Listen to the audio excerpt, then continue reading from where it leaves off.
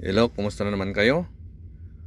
Ngayon, magsishare na naman ako sa inyo ng isang video ng isang control box ng alarm system or call bell.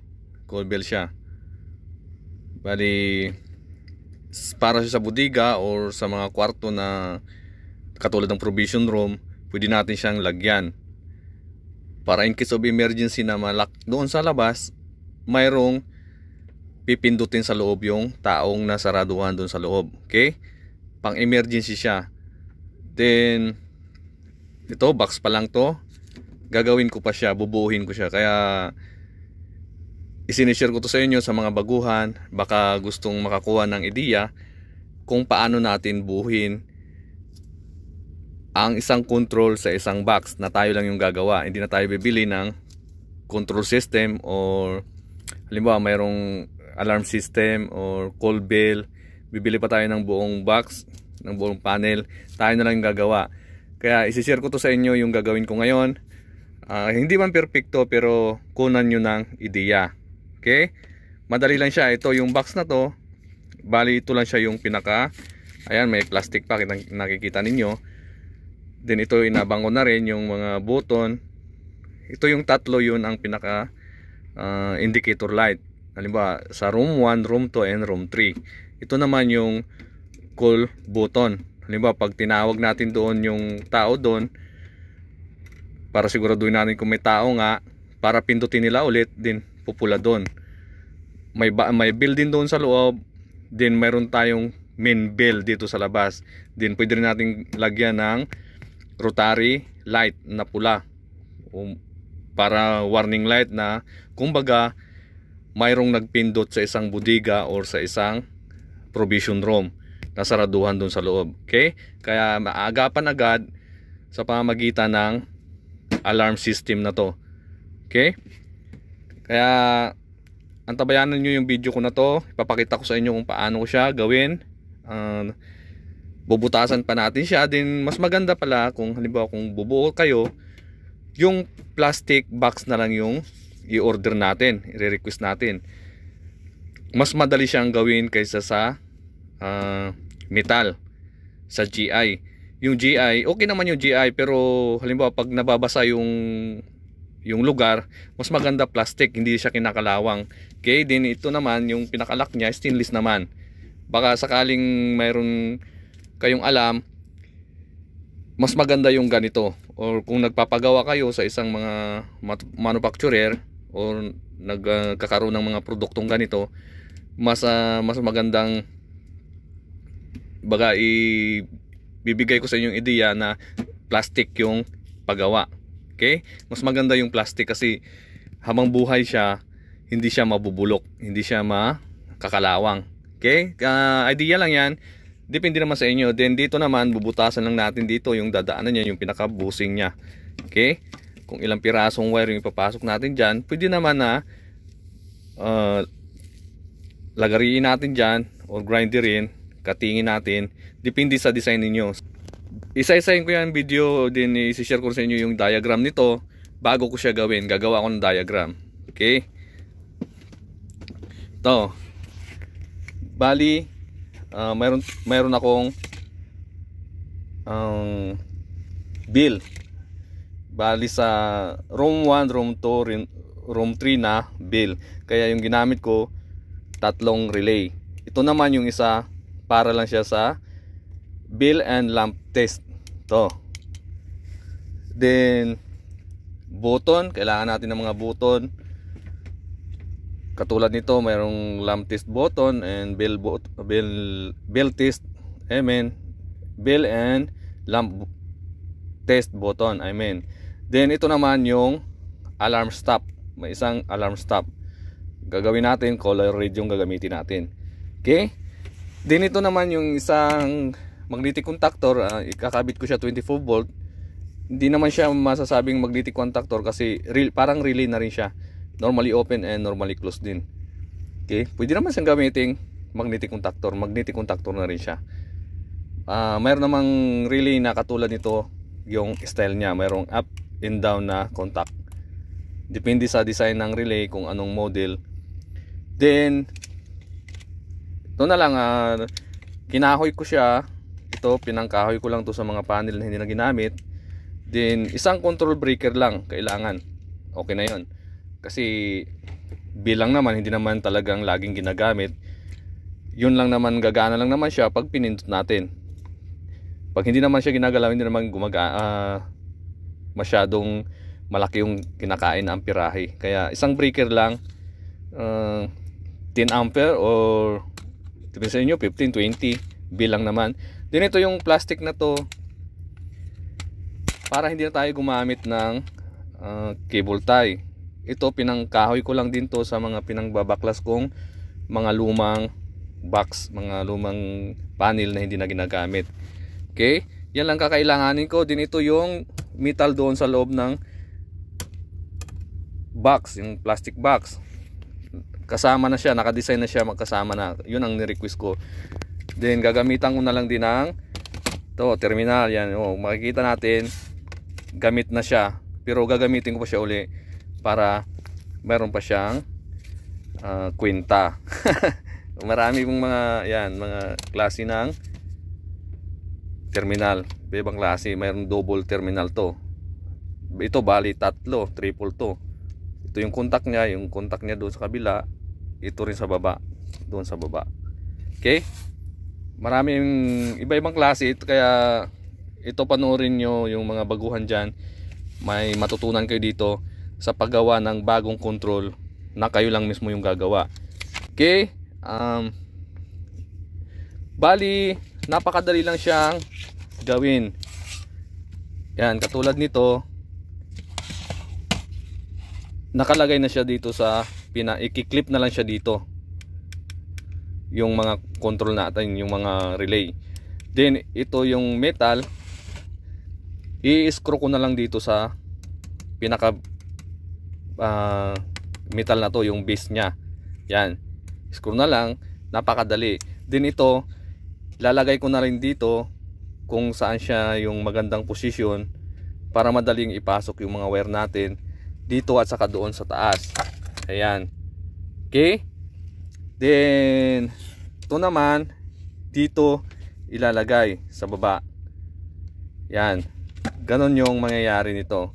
Depende sa design ninyo. Ito, kunan nyo ng ideya mga beginners, para kung kayo na ang gagawa, mayroon na kayong ideya. Bibili na lang kayo ng mga materials na to. Mayroon na bibili nito sa mga electrical, tawag doon, electrical store. Yung malalaki, mga hardware, mayroon nito. Mas maganda to kaysa sa maggagamit tayo ng cable tie. Pero yung cable tie hindi pa rin nawawala.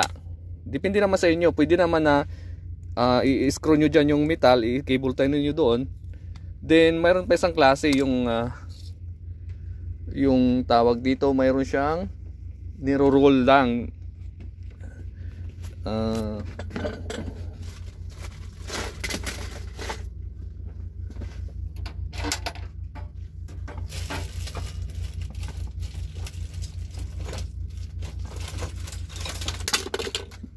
Ito, ganito yung sinasabi ko, para maging malinis din yung box natin, yung control box natin, di ba?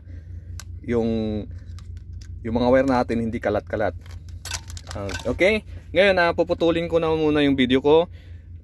Ipoposisyon ko sila lahat, din ipapakita ko rin uli sa inyo pagka posisyon ko nito bago ko gagawa ng diagram, para ang connection ko tuloy-tuloy na. Okay.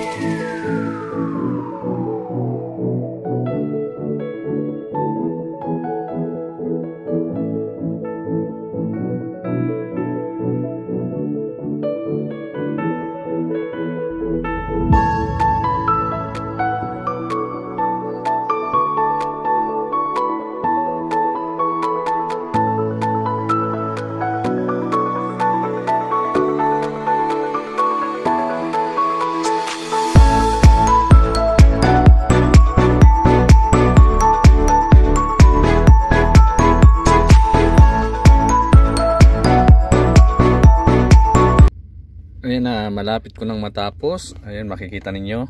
Then ayan, kung makikita ninyo, nilagyan ko rin ng mga tag.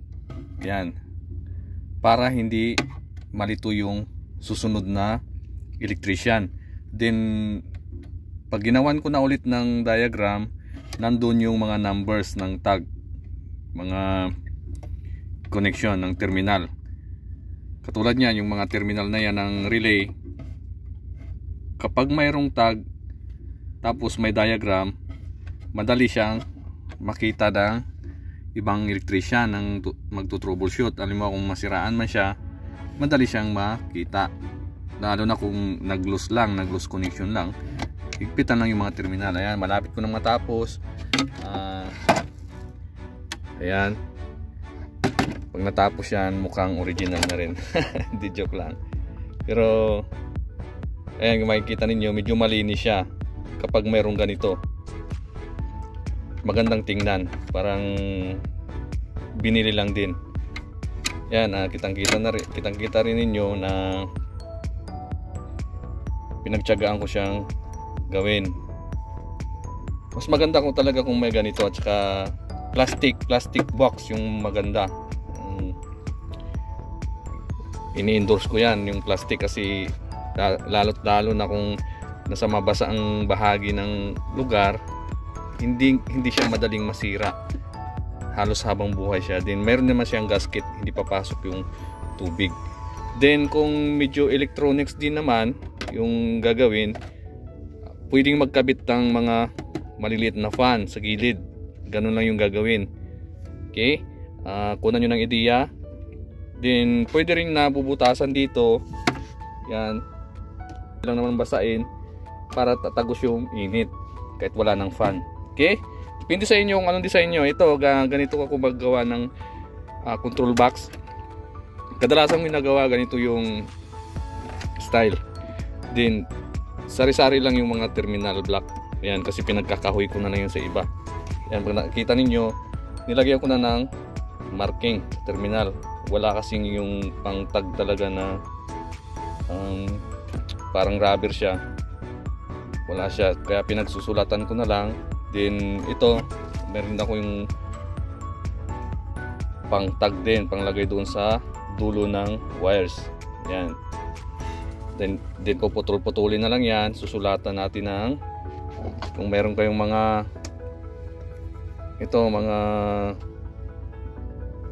ceramic pen, mas maganda. Kaya para talagang kitang-kita yung nakasulat. Ayan, kung mapapansin niyo, pinagsusulatan ko lang siya. Okay? Tinabangan ninyo ulit pag papakita ko tapos na siya, isusubok natin pag tapos na. Din ito, maging malinis din naman to, nalagyan ko siya ng plastic din. Yan, yung parang pigtail na plastic. Paikutan ko siya, malinis na siyang tingnan, hindi na siya hiwa-hiwalay. Okay, ganun lang yung diskarte. Sa mga beginners, baka gusto nyo gumawa rin ng sarili yung mga box, yung mga control box, ganito lang. Ini-endorse ko talaga yung plastic kasi the best siya. Madali siyang butasan, hindi siya nababasa, hindi kinakalawang. Yung the best talaga. Kaya ang nire-request ko, mga plastic box, para ginagawa kong pang emergency control box. Kapag mag-order yung nakakataas na kailangan ng ganito, mayroon na akong box na nakaabang. Okay?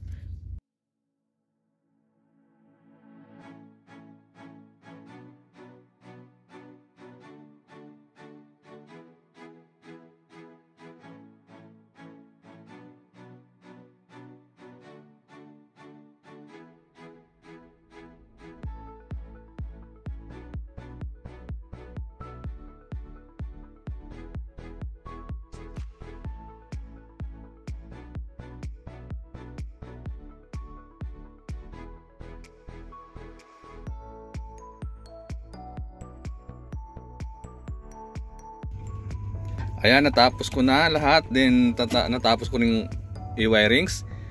Then temporary lang muna siyang ganon para sigurado tayo kung may sabit yung linyada natin bago ko na siya lilinisin bago na siya itali para malinis niya tingnan. Then tatakpan na natin to. Bali ngayon may isa akong temporary to bilang muna. Bali sa main bill lang natin ilalagay. Bali ito yung pinaka main relay, yun ang control ng bill.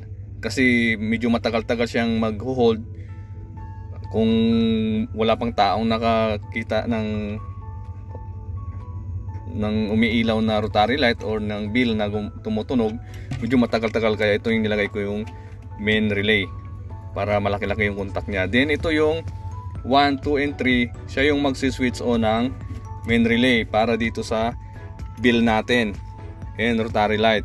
Okay, then ngayon sa switch ROM number 1, 2, and 3, isa-isa ko rin susubukan ang bawat kwarto kung gagana ba o hindi bago ko siya i-close na lahat para wala tayong mintis. Okay, ngayon susubukan ko muna yung switch nya, then mamaya sa dito naman sa bali ito yung cool switch ng ROM number 1, 2, and 3, ilalagay ko rin isa-isa yung bill na to para sigurado tayong tutunog siya, para walang mintis yung pag-testing natin. Then tingnan din natin dito yung mga indicator light na to kung gagana rin sa 1, 2, and 3. Then bago ko na siya lahat lagyan ng marka. Okay, mayroon tayong didikit dito na pang marker papel, may iba mayroong plastic na dinidikit, din doon mo lang isusulat yung marka nya. Halimbawa ito switch ROM number 1, switch ROM number 2, and switch ROM number 3. Then ito naman yung indicator lamp nya.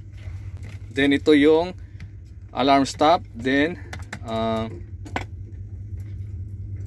lamp and bill test to. Bali ito siya. Kaya isa-isahin ko, siguraduhin kong gagana lahat. Ngayon yung ROM number 1 muna yung ititesting ko. Ito, yan, bali tutusok lang siya.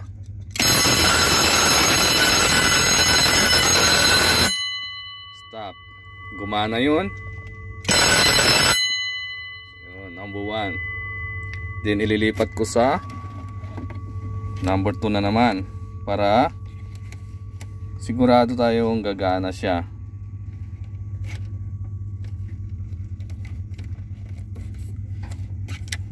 Yan.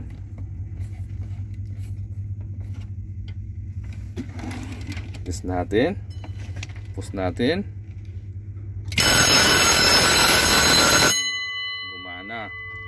Number 2. Then 3.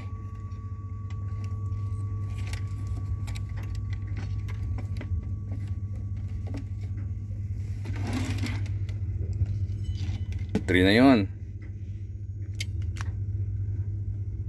Oops, bakit hindi siya gumana? Yung bill yata yung nagalaw. Tap muna natin. Nagalaw yung bill kaya hindi tutunog.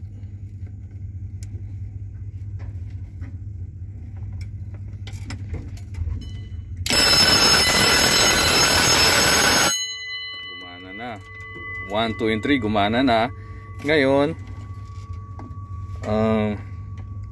yung bill naman ililipat ko ngayon sa yung switch. Okay na yung switch na sinubok natin, tatanggalin ko na. Okay na yung switch sa baba sa lahat ng kwarto or sa lahat ng bodega. Okay na.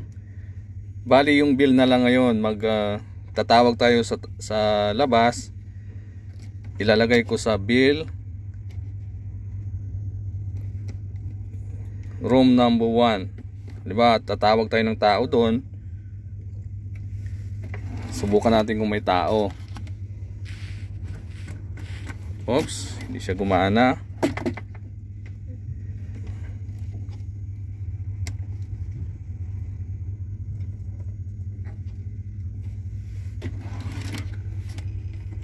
Ayun. Ayun. Gumana na yung isa. ROM number 1. Then Room number 2 na naman.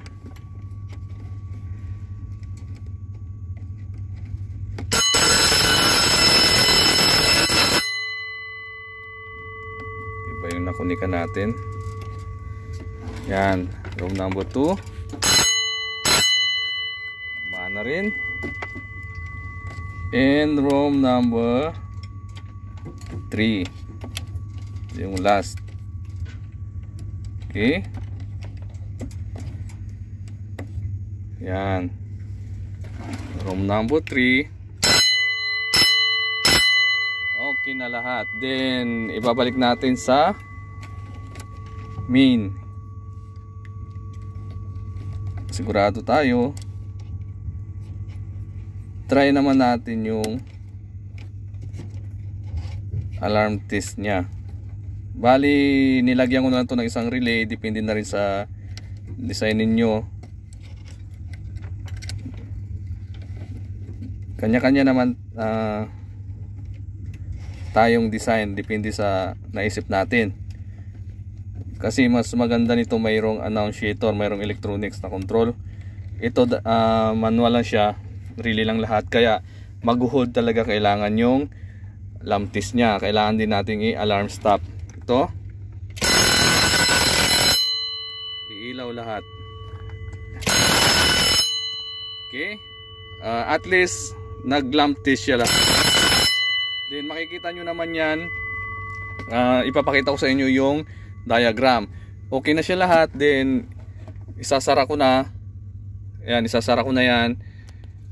Lilinisan ko na yung lahat, yung mga wirings, para hindi na siya pangit tingnan.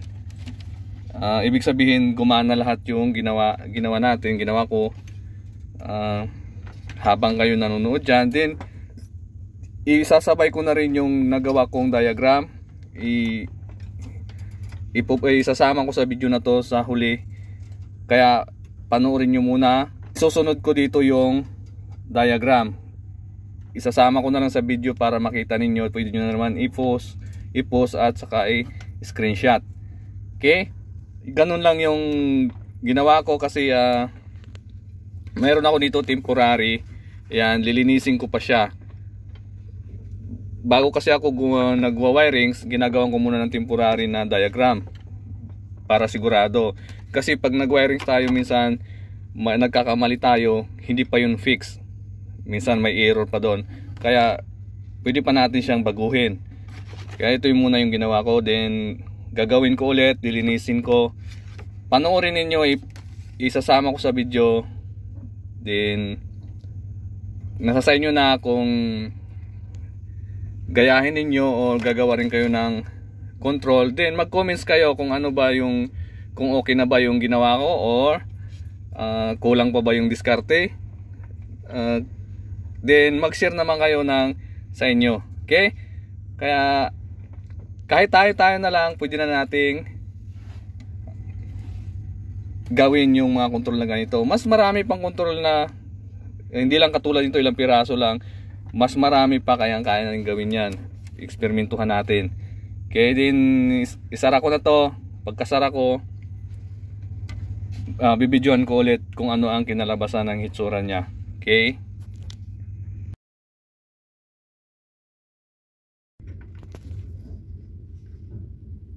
Ayan na, tapos ko nang gawin lahat.